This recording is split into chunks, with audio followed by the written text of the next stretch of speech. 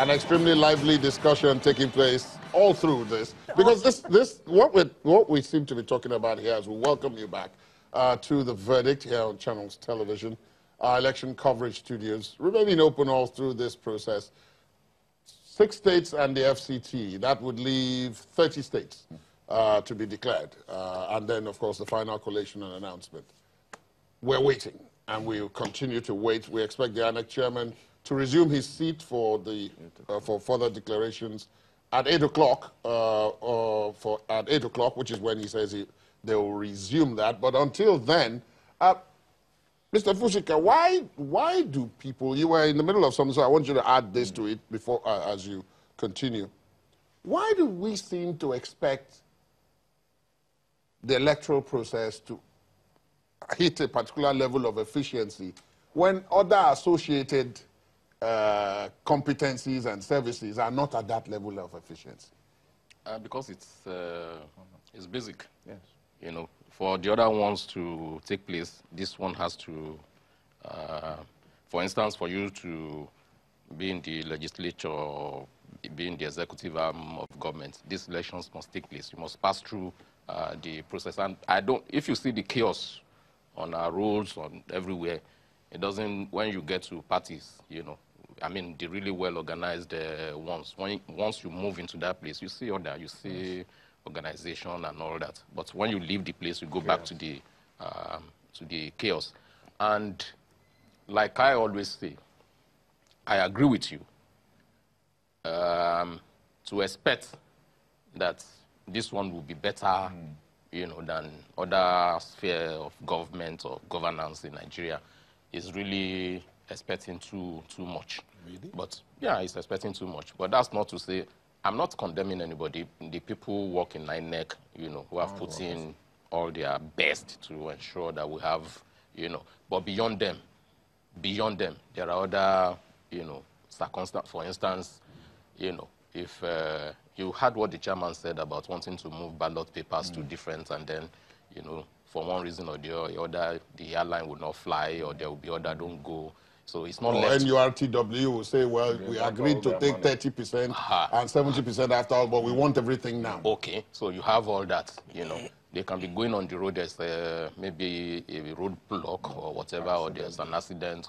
So our circumstances, it's not that predictable, you know. So you have to give it to those of them working, because it's so easy to sit down here and be saying, no, they are not doing their best, they've not done this and all that. Whereas they are actually slaving themselves, doing all they can to deliver on their mandates. It's just that the way it is, and it's not left to them alone, even the politicians, as they are planning to ensure that things go right, the politicians are behind, planning how to undo everything in their competition, wanting to take advantage of one another, you know.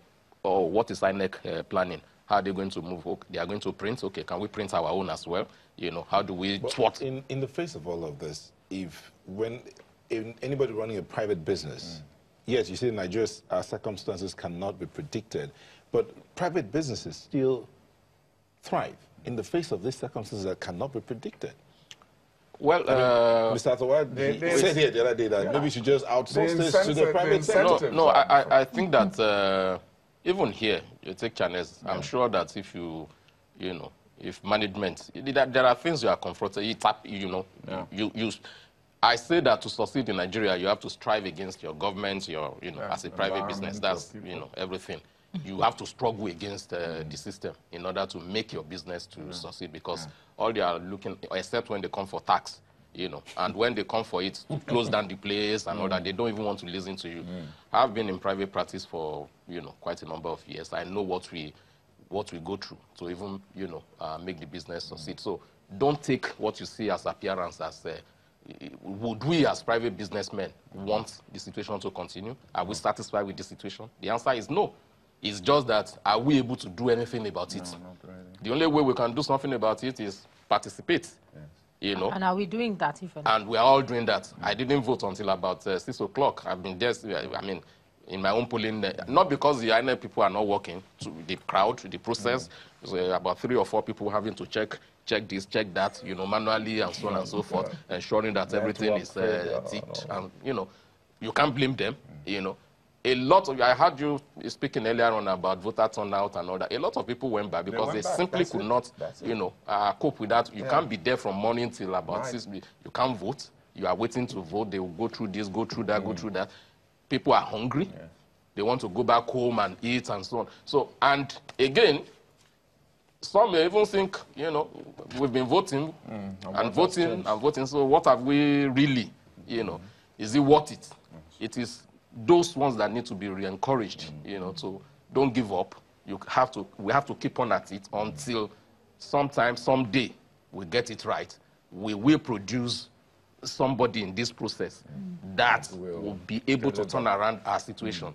That's because the other way is to just fold our arms and say we can't do anything about it, and that means you have given up. So you wanted to talk about the law or legislation? Well, first of all, let me say, in addressing this issue of the expectation of INEC over and above other government services run daily, 24/7 throughout the year. INEC has a 4-year window in which to prepare for a particular event. So we should be less forgiving.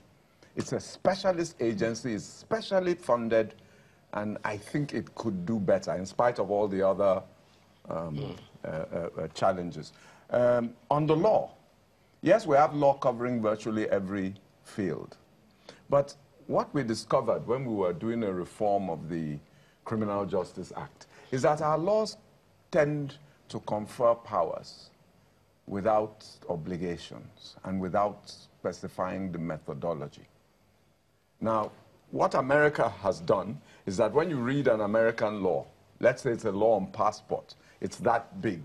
Because not only does it say X shall be the person who issues the passport, but the prescribed manner and the time and within which it should be. No, once you don't fit the time, there's already misconduct under the civil service rules. In England, they are just coming to that level because England used to run on convention. So you only needed to vest the power, and then the convention would take over and you'd be able to do. We didn't have that. Also, because we run these days very policy-light government, there's no guidance. And I said it the other day, that the laws may give you a discretion, but if you don't regulate how that discretion is exercised, then you get, what do you call it? You get abuse, you get, you know. So I think that our laws could do with a review. I think CAMA was recently reviewed and was more specific about functions.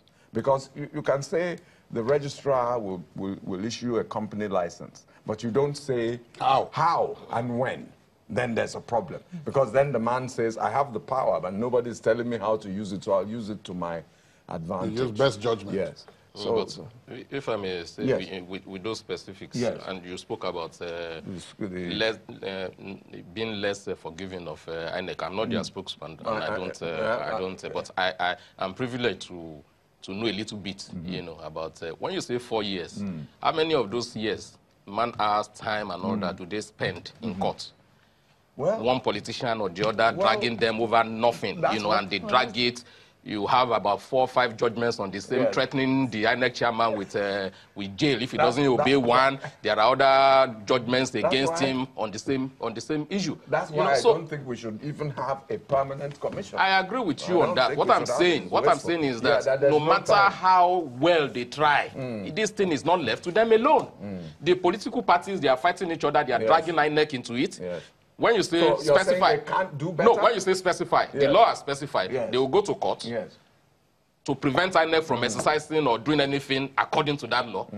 Once the thing gets to court, they say, the INEC will say, well, the matter is in court. You cannot do anything about it. So it's not about, I think that, you know, but there are logistical failures that have nothing to do with no. There are choice of a partner. I said transport union is a poor choice. But what options do they have? Who should they use? Logistics companies. No.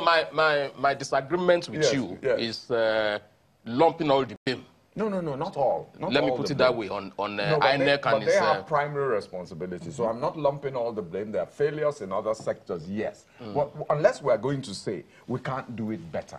That if we are saying that, then there's no argument. No, well, doing it better does not rest on INEC alone. That's my point. But it does not rest on INEC the alone. late arrival of people at a polling booth is INEC's responsibility. What would they are the only people conferred with that power by law. Yes, they would, for instance, have lodged the staff in maybe a close-by hotel, so that in the morning they move straight to the without delay and so on and so forth. But do they have the money for that? They do.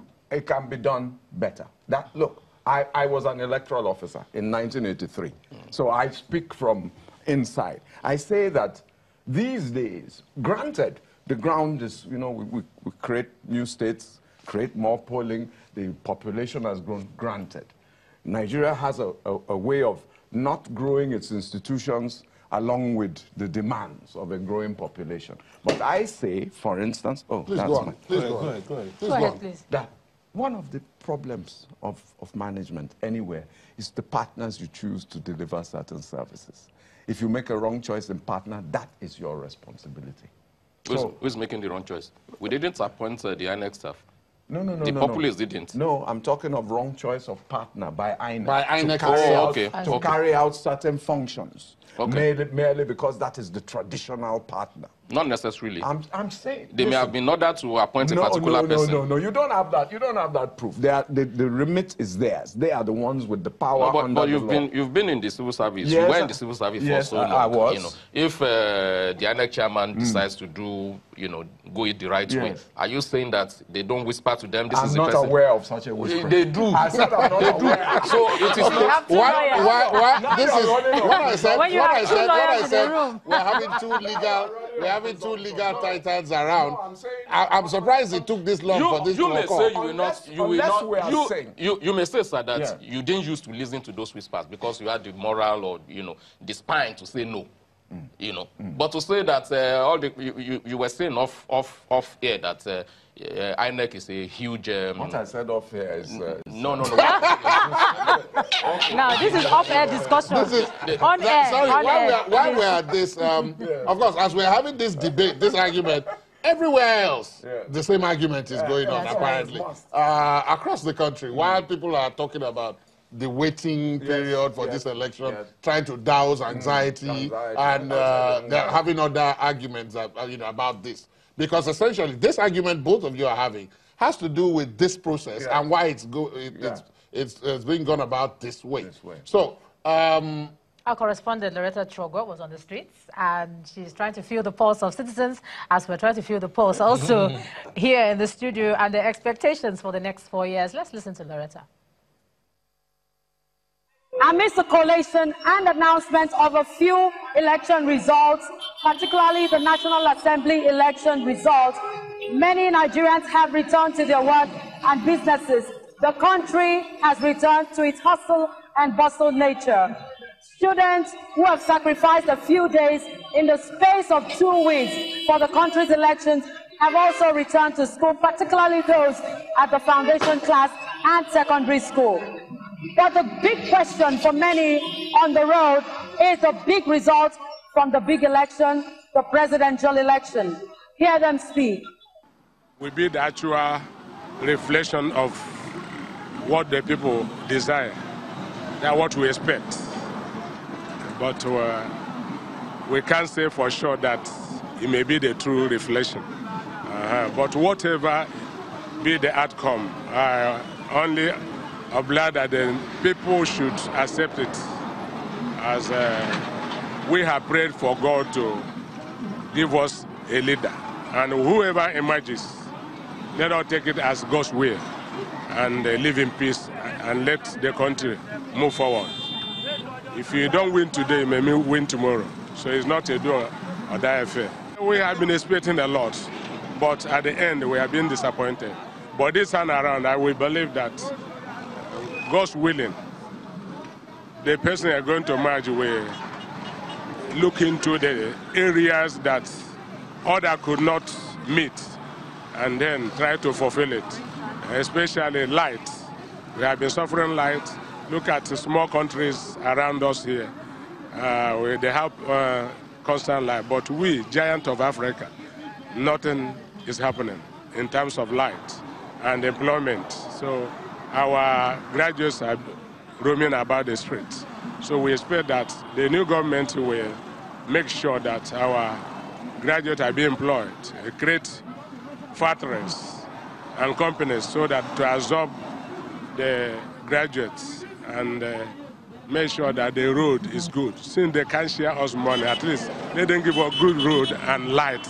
The children are not back in school. I thought they were supposed to resume in school today. Yes, they've resumed, but I personally just want to keep them and watch out for safety reasons. What safety are you talking about? I wouldn't want to, maybe because of the election, you know, hearing stories here and there that this is happening. So while in school, they might not be able to cater for them just the way as the parents would do.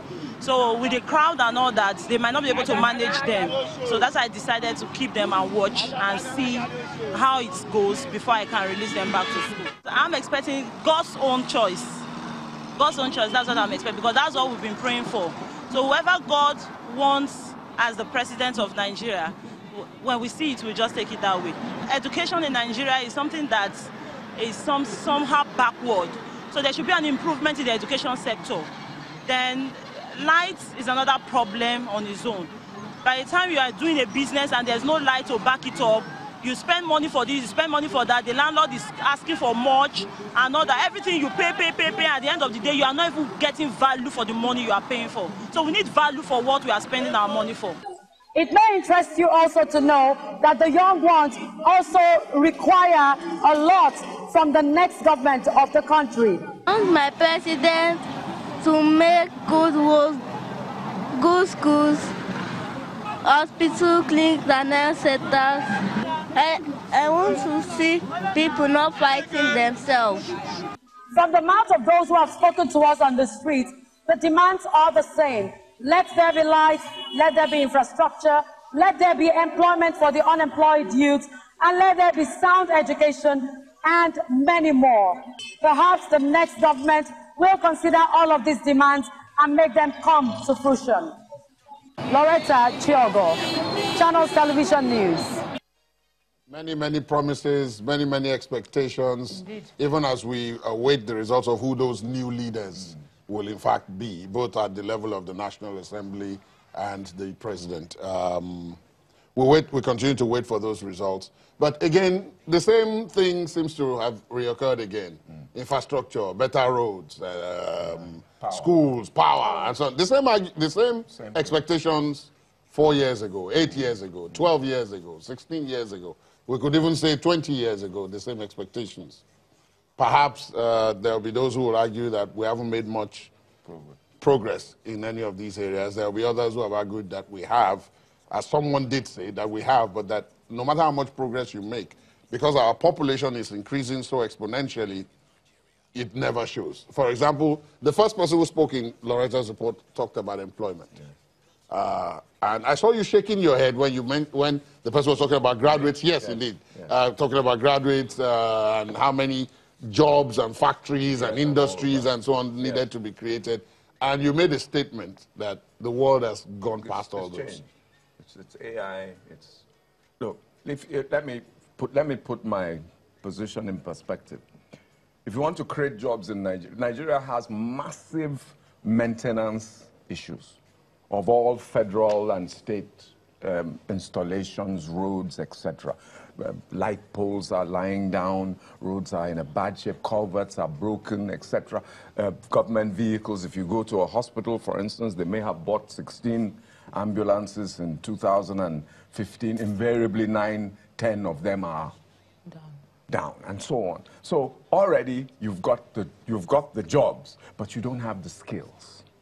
You can't create jobs out of, it's not some magical process. It's a fitting of demand and skill set, okay? So even if you build, and these days, factories don't employ the thousands of people they used to because the machinery has changed. So one man can operate what 100 people used to do. So it's really the thinking process.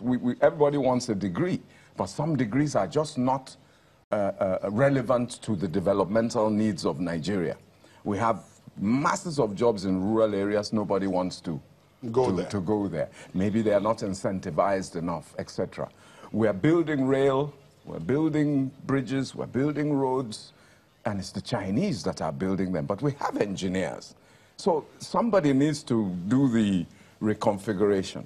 If you put we have about 50,000 engineers in Nigeria. Surely, as a group, they should be able to build. But it's not the engineers that do the actual track laying, is it? It's technicians. So our polytechnics need to be looked at again so that we can develop technical in-house capacity. But what are the mindsets for some people that do polytechnic is not for me, university is for me, because that is Government needs to change. Government itself has added to that narrative by at some stage putting a bar on the level to which. So government itself sometimes shoots itself in the foot.